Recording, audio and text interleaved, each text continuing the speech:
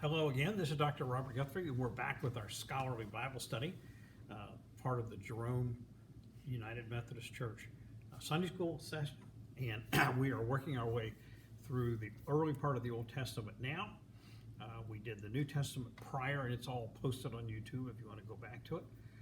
We're now covering the early part of Exodus, essentially from chapter 3 through from chapter 7 through chapter 12. Moses and the plagues, what I call this. And this is an interesting, a very challenging segment to put together historically and scholarly. I don't have any question that these dramatic things happened. What the time frame was, did they happen in a month or two? Did they happen over 6 months or 2 years? The scripture has no clue there. And so you really just have to take them on faith. And it's an interesting segment to present, and I'm going to stake out my original position, which actually got a feedback from one of my friends who listened last week when I said a lot of the purpose, I think, of the plagues, the number of them, boom, boom, boom, boom, boom, was more than convincing Pharaoh. It was to convince the Hebrews to follow this guy. Now remember, the Hebrews had been slaves there, had been living in Egypt for 430 years, according to their own data. And that's probably fairly accurate when you look at the probable time of the Exodus back to the time of the Hyksos, the foreign rulers, the Semitic foreign rulers who ruled when Joseph brought his family there. When you go back, that's a long time. And how much of their original ethnic identification and how much of their Abraham faith they were able to preserve in 400 and some years, I tend to think not much, if any at all. Because if you remember back when God approaches Moses on the mountain with the burning bush, even Moses has to ask, who are you? So I would suspect that they had lost their religious background, except for vague memories in the folklore, during the 430 years. If you look back on our own history, the Africans were brought here in slaves starting about 1619, 1620, and they were emancipated after the Civil War about 230 years, or 440 years, doing my math better. And all aspects of their African religious beliefs, whatever they were, had disappeared in that time. So how much of the old Abraham faith they had preserved, if any, is unknown. So Moses, they know who he was. He was a Hebrew raised in the court, and he wasn't a murderer, and he runs off to the area of Midian. Exactly where that is, nobody really knows. And he comes back years later, this kind of wild-looking, I suspect, desert warrior type guy, and says, the God of our fathers has told me to lead you all out of here into a land of milk and honey. And they're thinking, what? Who is this guy? Who is this Yahweh creator he's talking about? So I think much of the effort with all these plagues was to convince the Hebrews that Moses really was a divine messenger. Okay? And if you think about it, why would they think that he was? They might have thought he was just some nutcase who'd been out in the desert too long. So he has to convince them that he is tied into the divine power, not just to convince the Pharaoh, but to convince them.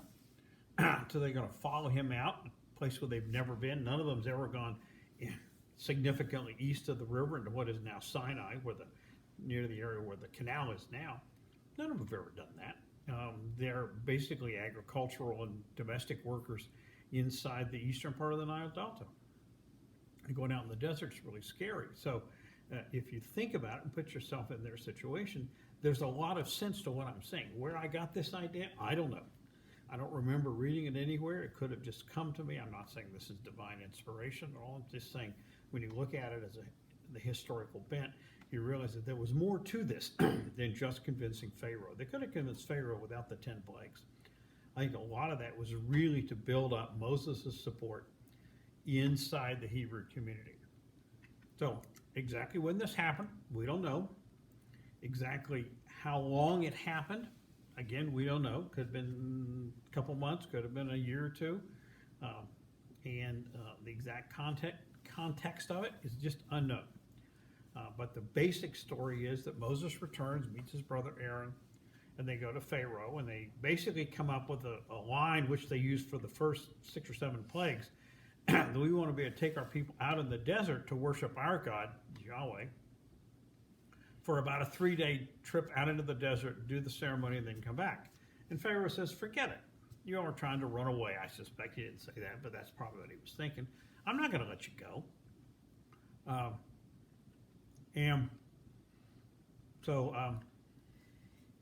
And you got to be able to convince these Hebrews in addition to the Pharaoh. If you follow, I'm going to backtrack a little bit as to why I really think he had to convince the Hebrews. If you follow the history of which we will do, of the Exodus through Sinai up to the oasis at Kadesh Barnea, they sit in the desert for 40 years. Because as you follow the history, as soon as they get to the water, Yam Suf, the Sea of Reeds, they're starting to whine and crab and fuss at Moses. Why'd you bring us down here? We're all going to get killed. This is terrible. We were much better off in Egypt. Blah blah blah blah blah. He gets them across the water in this incredibly miraculous escape. And a couple days later, they're fussing again. How could you drag us out here? There's no food. It's too hard on us. Blah blah blah blah. We were safer back in Egypt. And if you follow the history of this, they are fussing and whining and crabbing the whole time. So they get to Kadesh Barnea after they go down to Mount Sinai, after they reach the 10 Commandments, after they make the covenant, they go up and stay for about 40 years in an oasis just south of where the modern Negev desert is now. And they stay there for 40 years. Why did they stay there for 40 years? Because the old Egyptian slaves have to die off. Because they weren't tough enough to conquer the Holy Land. They weren't determined enough. They weren't independent enough. And they're replaced by their children, who grow up as tough desert warriors. So there was a natural, logical evolution as to why this time frame took this context. So Moses comes. I'm going to get back into it. He comes, and he and his brother go to Pharaoh and ask to let the people go out in the desert for 3 days. And Pharaoh says, forget it. Who's this Yahweh you're talking about? I never heard of him. So to demonstrate their power, they throw the staff on the ground, and it becomes a serpent. Well, that isn't all that impressive, because the Egyptian magicians do the same thing with their staffs, their rods, throw them on the ground. They become serpents too. Now Moses' serpent swallows up the other ones. Interesting story. But the Egyptian magicians are able to match that. So they go back, and he tells them to forget it. And then they start this series of plagues. The first one is, and this is not Charlton Heston in the movie, if you remember the 1959 movie, which I saw when it first came out. This is not going to be as dramatic as that. First one is turning the river to red, or blood. And nobody really knows exactly what that was. It was probably a toxic algae that grows up and has a red tint to the water. So it looked like blood, and it's toxic, and it kills the fish, and everything would stink, and the fish would die and all that, and it'd be a real pain. You couldn't drink it. Could be that. Other people have speculated it's the red soil upriver washed down in the inundation. The Nile, in the old days, prior to the high dams at Aswan, the Nile would flood from June through September. These are the snow melt from the snow in the Ethiopian mountains, which go into the Blue Nile. Remember, there's 2 Niles that merge at Khartoum in what's now the Sudan. And there's a lot of rain in the spring up in the mountains of Ethiopia, so you get this inundation, which is very good for the crops because it brings a lot of silt down. Very rich organic material washes down with it, and it's really been the lifeline of the Egyptian economy for thousands and thousands of years. So this is probably during the inundation, and whether it was the toxic algae, whether it was the runoff from the iron-containing compounds, I don't know. If you go down to Georgia, where they have the red clay and get a lot of rain, you'll see a maroon or rust tint to the rivers because of the runoff. So it's in one of those 2 things. But the Egyptian magicians were able to do the same thing. So this wasn't as dramatic as it was with Charlton Heston in the movie, but that's the first one. And if you look down the list, there's actually 2 different lists which have been merged together.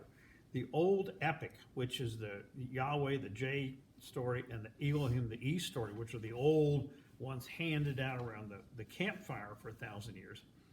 They have 8 plagues. They do not have the mosquitoes or gnats or flies, which is the 3rd on the list. They did not have the boils, which is the 6th on the list. You can see this if you go to the 2 Psalms, which report them differently.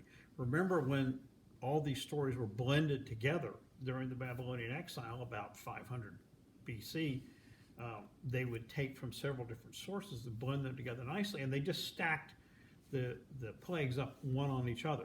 And if you look at Psalm 78, verses 43 to 51, it lists the 8 plagues, which are the old epic, the Yahweh story, the Elohim story from the southern kingdom and the northern kingdom. And if you look at Psalm 105, verses 27 to 36, it has the 10, adding in the mosquitoes or gnats or fleas and the boils. So exactly which one is it? Were there 8? Were there 10? Did you have 8 and a couple more get added from folklore? It's certainly possible. Doesn't matter. It doesn't diminish the importance. This is the pivotal event in the history of the Hebrew people. Absolutely, this and the escape across the water are the pivotal events in Hebrew history that really forged them into a divinely guided people. The second one was frogs. Now, if you think about it, you got this untamed river that floods every summer, early summer. Is it a surprise that you're going to have a lot of frogs? No. Particularly if the frogs get washed up on shore and then the river recedes in September. They have an abundance of frogs. They may be dying off, etc. It's really not a surprise. None of these are really unexpected or unnatural phenomena. These are all forces of nature. And the Yahweh faith, the Lord faith, is different. Instead of him being represented by the forces of nature as you had a storm god and a sea god and other types of gods in the Middle East, he's in control of the forces of nature. Very different, rather than being representing the forces of nature. So you had frogs. Third plague is the one from the priestly list. You have different translations in different books. One of them says, mine says mosquitoes. Another translation says gnats. Another translation says lice. They probably don't know what these words are, what this infestation was. Again, if it's mosquitoes, when you had the rivers flood, of course you're going to have mosquitoes. You got stagnant water. Mosquitoes will breed on the stagnant water, and they'll be a terrible pain. So again, it's not outside the nature of this. And continuing, they keep going back to Pharaoh and asking him, okay, can we go out in the desert for this 3 days out in the desert? And he says, no, forget it. Get back to work and take away your straw and all that stuff. Fourth one is horseflies. Now, horseflies are a bugaboo to me. We had horses when I was growing up, and horseflies are really nasty. They really feed on the large animals, horses and cattle and all that, and they bite and the animals bleed, and they really hurt them. So horseflies is a real infestation. And this is when Pharaoh starts to waver. And he thinks about it, he says yes, and then he changes his mind. Okay. Typical political leader, right? Say one thing and then say another. The fifth is the death of the livestock. This is interesting to try to figure out. Some people have said that this is called a thing called a rinderpest, a viral infection of large animals. And I'm not familiar with that. I really don't know any veterinary medicine at all. And I don't think we've got any veterinarians in the group. And it's a viral disease. These things can spread very quickly. Yet it says that all the livestock died, which clearly can't be compatible with what it says a couple plagues later when it gets to the hail. They have a severe hailstorm that's so bad they had to take their livestock inside to protect it. Well, that's not compatible. They were already dead from the other thing. So, you got to sort the folklore out here. But this was, death of the livestock, that's a real problem. If your livestock getting infected and dying, they still have viral diseases now among, hoof and mouth and other types that affect even modern animal growth, using cattle and things like that. It's a real problem. So that's a major issue. Next one is the second one that's not on the original list, boils. This is where they toss the soot up in the air. And I'm, not at all surprised that you had boils in ancient Egypt. Nobody had any cleanliness in those days. There were no sanitizers at all. You lived in the dirt. You slept in the dirt, you ate in the dirt, you used the crops from the dirt, you used the animals from the dirt. So having lots of boils, no surprise, not at all. This is the point where even the magicians, Egyptian magicians, couldn't match them after the frogs. And the Egyptians are saying to Pharaoh, hey, you got to give in to this guy. We can't do anything with these boils. Everybody had boils. We can't do anything with this. You might as well let him go. And he doesn't, but he thinks about it. Then you have hail, severe hailstorm. Now, if you look up hailstorms, you have them in Egypt, but because of the drier desert climate, you don't have the really severe hailstorms that we can have here in the really farther west from here, out in the Great Plains and in the Southwest, where you have enormous crop-destroying hail.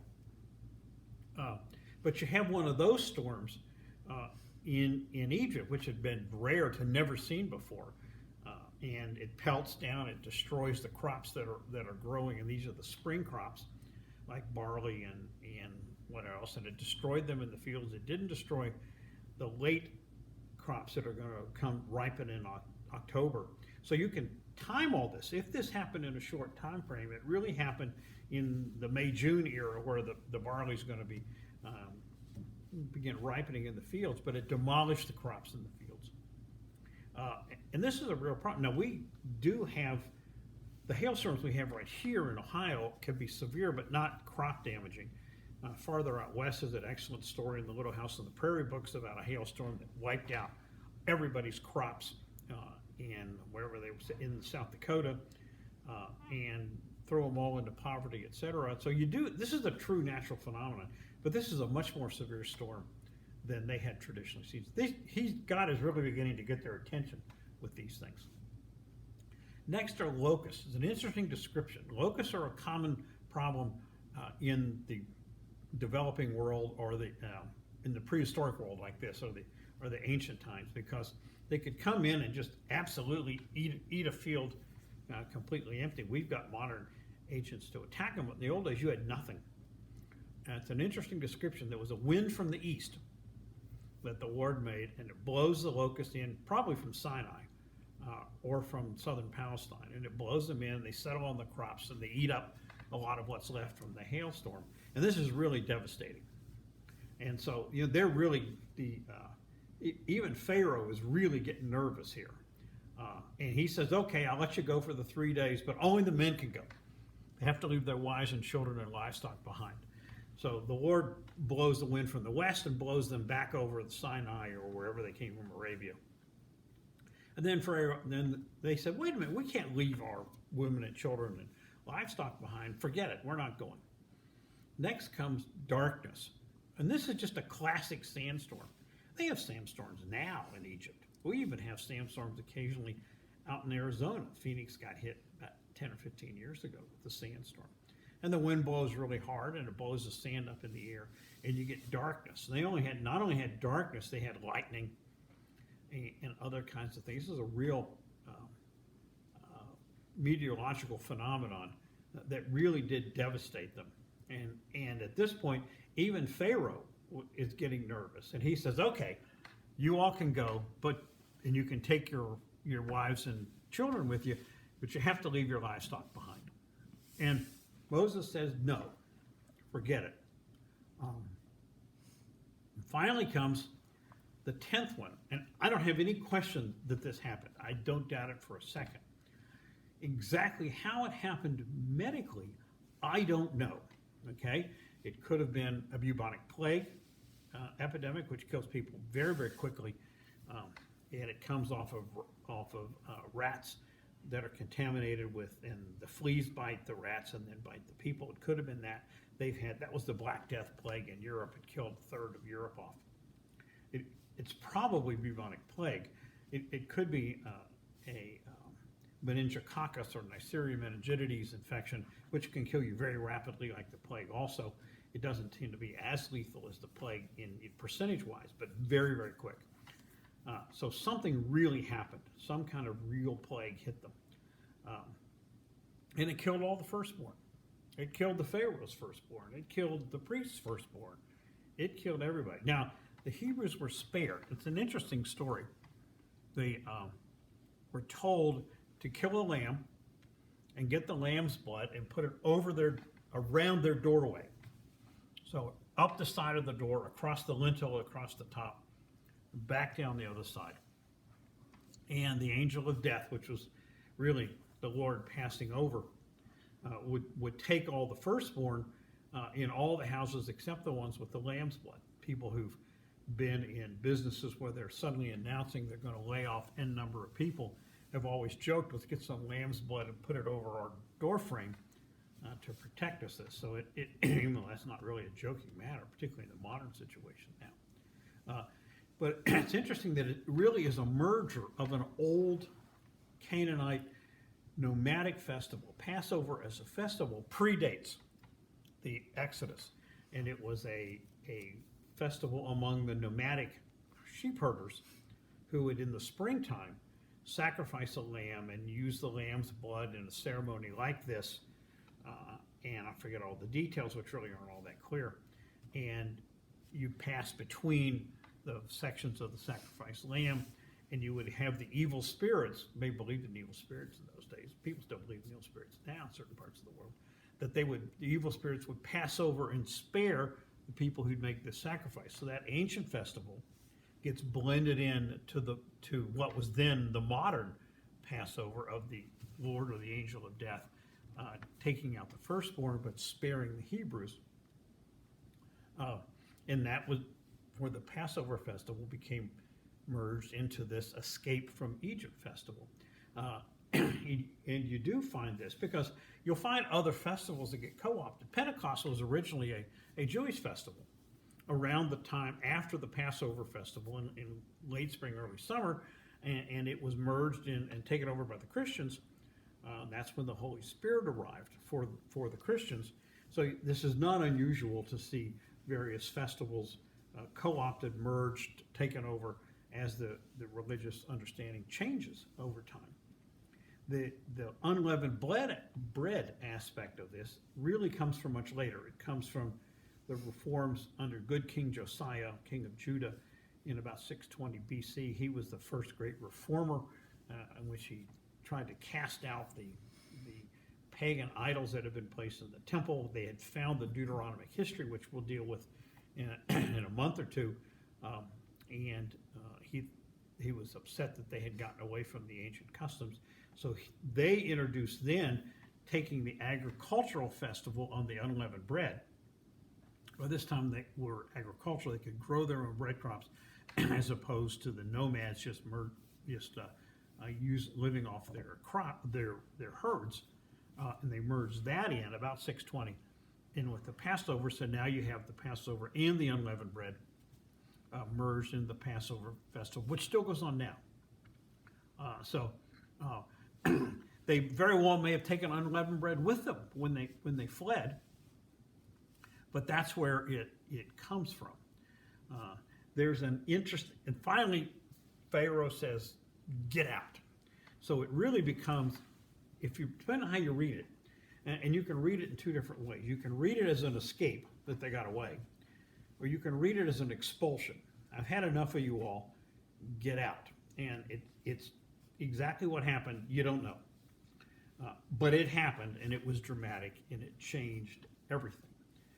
There's an odd paragraph in there about that the Egyptians were so happy to get rid of them, they gave them gold and silver and jewelry to leave. It's an interesting thing. It implies the expulsion hypothesis. So they take off. Finally, they get to go. And they were able to take their families. They were able to take their animals that they had. They took the bones of Joseph. He had asked to be buried back in the Holy Land in the tomb under Hebron, where the ancestors had been buried. And they did report at that time it had been 430 years in captivity. And if you look at probably escaping under Ramses II in 1290, 1280, and you go back 430 years, it puts them right into the middle of the Hyksos. So it actually does match up with the history of Egypt. So they are allowed to flee, told to flee, or whatever. And even though you have some folklore adaptation of this, maybe an overstretching, maybe a few extra plagues, et cetera, this really happened in such a dramatic way that it forged them from this band of slaves into a merged together strong people. It took 40 years in the desert to get toughened up, but it really did work, and it created the nationhood of the Hebrews. It created a faith. It allowed them to escape from their slavery and become an independent people. And if you think about it, this is the only people who are proud of their heritage as slaves. They said, hey, we were slaves in Egypt and God saved us and got us out. So they talk with a degree of pride about it. And other people who have been, a lot of people have been slaves, don't really talk about it at all like that. They kind of tend to really struggle to deal with the slave history. So I do think this is very dramatic and very, very clear. Something really dramatic happened. The details are impossible to figure out. And I do think it culminated with the death of the firstborn. I can't explain it medically. I just have some guesses. So we're going to stop here. And the reading for the next thing, you really should read this, okay, is Exodus 13 to 16. We'll start back a little bit, overlap from the death of the firstborn. And we'll go through the Exodus and we'll cross the water, okay, which is the great miracle of the time. So that's Exodus 13 to 16. Be sure to read it, and we'll discuss what really happened at the water, because I think I've got that pretty much figured out. This is Dr. Guthrie. Thank you very much.